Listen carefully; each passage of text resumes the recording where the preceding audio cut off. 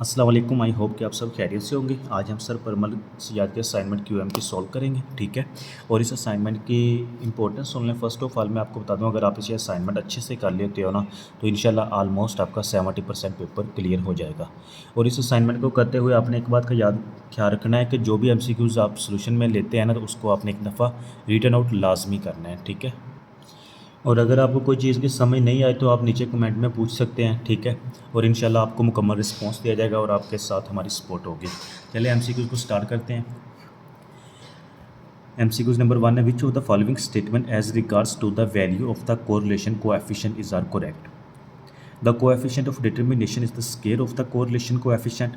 The value of the coefficient of determination must always be within the range 0 to 1.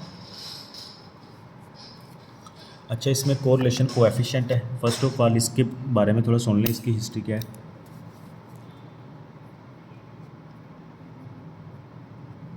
Correlation of coefficient, मेरा spelling पे इतना focus नहीं है, इसको हम आर से डिनोट करते हैं, ठीक है।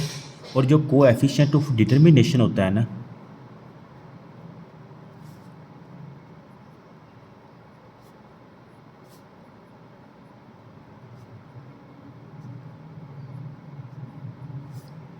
वो कोएफिशिएंट ऑफ कोरिलेशन का स्क्वायर होता है, ठीक है। अगर हम कोएफिशिएंट ऑफ कोरिलेशन का स्क्वायर लें तो हमारे पास ये कोएफिशिएंट ऑफ डिटर्मिनेशन है वो आर स्क्वायर आ जाएगा। और जो कोएफिशिएंट ऑफ कोरिलेशन की रेंज होती है ये होती है -1 2 +1। और जो कोएफिशिएंट ऑफ डिटर्मिनेशन की रेंज होती है ये होती है 0 to 1, ठीक है। उसकी रीज़न सुन लें, ये 0 to 1 क्यों है। क्योंकि जब हम कोएफिशिएंट ऑफ कोरिलेशन आर है, जब इसका स्क्वायर लेते हैं ना, जब इसे स्क्वायर लेंगे, मिसाल ये माइनस भी है ना, ये माइनस माइनस प्लस में कन्वर्ट हो जाएगा, माइनस माइनस प्लस हो जाएगा, जिसकी वजह से इसकी रेंज जो है कभी भी नेगेटिव नहीं हो सकती, ठीक है। और ये ऑलवेज हमेशा 0 to 1 तक होती है, ठीक है।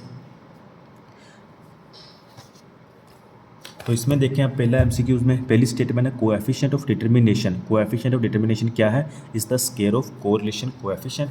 तो ये देखें हमने इसका स्क्वायर लिया, तो ये पहली स्टेटमेंट हमारी बिल्कुल ठीक है। दूसरी देखें, the value of the coefficient of determination must always be with in the range 0 to 1। तो इसकी रेंज भी 0 to 1 है, इसलिए दूसरी स्टेटमेंट भी इसकी करेक्ट है। तो both statements are the correct. MCQs दूसरा, you are given the 7 true false question and required to find the probability of at least 1 will be correct. Probability हमने फाइंड करनी है कि इसमें कम से कम एक करेक्ट होगा। तो मेरी कोशिश होगी इंशाल्लाह आपको साथ साथ थोड़ा बहुत बुक का भी कंसेप्ट दिया जाए, ताकि एमसीक्यूज सॉल्व करते हुए या कंसेप्ट लेते हुए आपको इशू ना हो।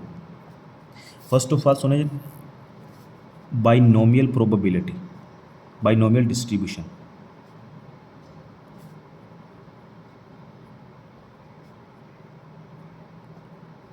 बाइनोमियल डिस्ट्रीब्यूशन का मतलब क्या होता है, बेसिकली देखें, बाई का मतलब होता है 2, ठीक है। क्वेश्चन में बता, you are given the 7 true false question, true and false. इसका क्या मतलब है, हमारे पास दो ही चांसेस है, या तो वो ट्रू होगा या तो वो फॉल्स होगा। तो इट मीन्स जिसकी वजह से इसको हम कहते हैं बाइनोमियल। बाइनोमियल में हमेशा जो प्रोबेबिलिटी ऑफ सक्सेस है ना, वो 1/2 होगी, ठीक है। 50% सक्सेस की चांसेस होते हैं और 50% फेलर के चांसेस होते हैं, ठीक है। या इसको हम 0.5 कर लें, 0.5, तो टोटल प्रोबेबिलिटी जो हमारी होती है वो हमेशा 1 होती है, जिससे हम मैक्सिमम प्रोबेबिलिटी कहते हैं। मैक्सिमम प्रोबेबिलिटी कितनी हो गई, 1 हो गई है। ये हमारे पास बाइनोमियल का जो फार्मूला होता है वो होता है CP/Q, CN(x) (n-x). C कहते हैं कम्बिनेशन को, P कहते हैं प्रोबेबिलिटी ऑफ सक्सेस, और Q कहते हैं प्रोबेबिलिटी ऑफ फेलर, और C कहते हैं कम्बिनेशन को।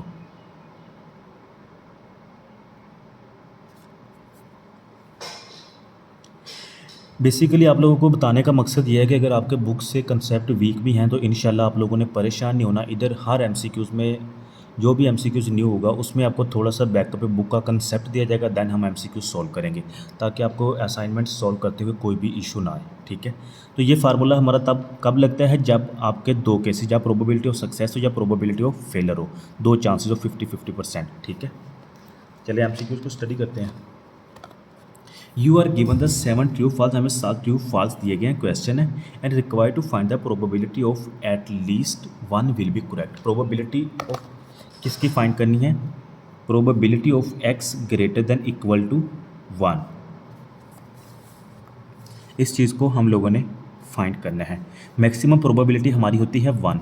ठीक है, तो मैं इसको ऐसे लिख सकता हूँ, probability of X greater than equal to 1 is equal to 1 minus X less than 1। ठीक है, इसका क्या मतलब हुआ?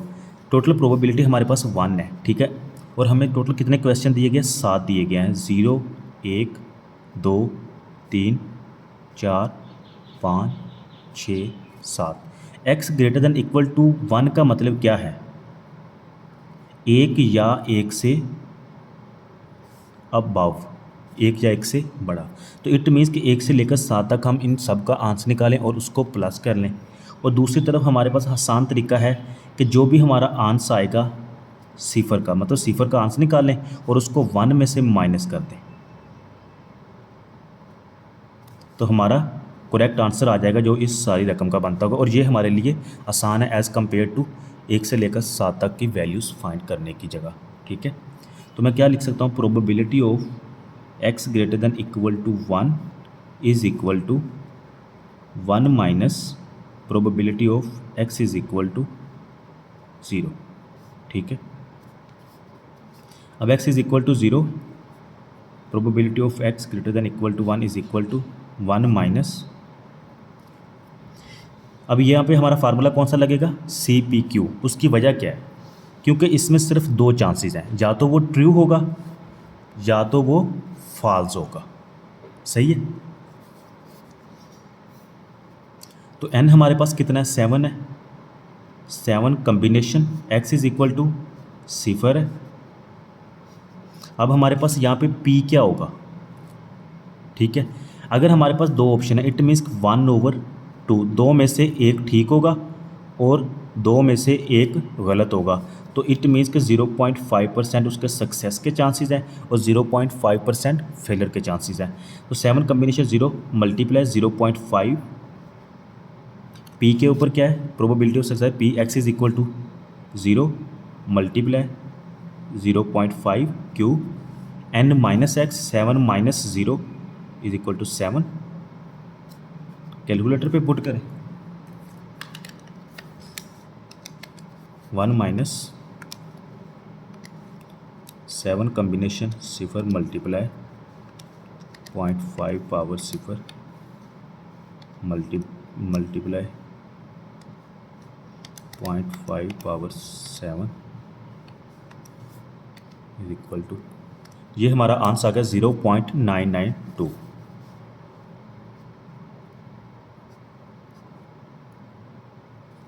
नेक्स्ट एमसीक्यूज देखें। If Naina and Maina both invested the same amount for 6 year, Naina और मैना कुछ अमाउंट इन्वेस्ट करती हैं 6 सालों के लिए, and the rate of interest उसके लिए क्या है? 9% नैना के लिए और 10% मैना के लिए है। ठीक है, then how much more percent amount Maina will have after 6 years than the Naina. First of all देखें, हमने इसमें फाइंड क्या करना है। ठीक है, कुछ अमाउंट वो इन्वेस्ट करते हैं जिसमें 6 साल के बाद मैना के पास कितनी ज़्यादा अमाउंट होगी नैना के पास, नैना की निस्बत। ठीक है,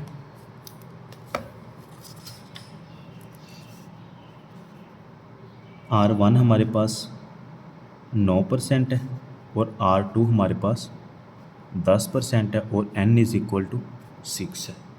ठीक है, तो एक बात आप लोगों ने याद रखनी है, देखें वो कुछ अमाउंट इन्वेस्ट कर रहा है और 6 साल बाद पूछ रहा है। ठीक है, तो हमने डिफरेंस बताना है एक बात, और दूसरी बात देखें ये इसमें पूछ किस चीज़ का रहा है? अमाउंट का पूछ रहा है, कौन सी अमाउंट जो इन्वेस्ट करता है और उसे 6 साल बाद रिटर्न होगी। ठीक है। अब जब जो अमाउंट वो इन्वेस्ट करता है, ठीक है, 6 साल बाद वो रिटर्न होगी तो वो क्या होगी हमारी फ्यूचर वैल्यू। फ्यूचर वैल्यू में क्या होगा, कैपिटल प्लस इंटरेस्ट होगा, ठीक है। कैपिटल जो उसने अमाउंट इन्वेस्ट किया है प्लस इंटरेस्ट जो उसको 9% और 10% मिलता है। बताना हमने इनका क्या है, डिफरेंस बताना है। फ्यूचर वैल्यू का हमारे पास फार्मूला क्या होता है, P इंटू 1+R⁻n, ठीक है। हमने डिफरेंस बताना है, इट मीन्स के future value is equal to P into 1+R⁻n minus P into 1+R⁻n। बड़ी रकम हमारी कौन सी है, 10% है, R2 है, यहाँ पे R2 कर ले, यहाँ पे R1 कर लें, ठीक है। ये माइनस का P है, ये प्लस का P है, ये कट हो जाएगा, ठीक है, बिकॉज इसकी वैल्यूज़ भी हमें नहीं दी गई हो। तो 1+10% minus 1+9% power 6 is equal to, calculator पे सॉल्व कर लेते हैं, 1.1 पावर 6 माइनस 1.09 पावर 6। तो ये हमारे पास डिफरेंस आ गया 0.0944, 0.0944 मल्टीप्लाई 100% कर दें तो ये आ जाएगा 9.45%, ठीक है।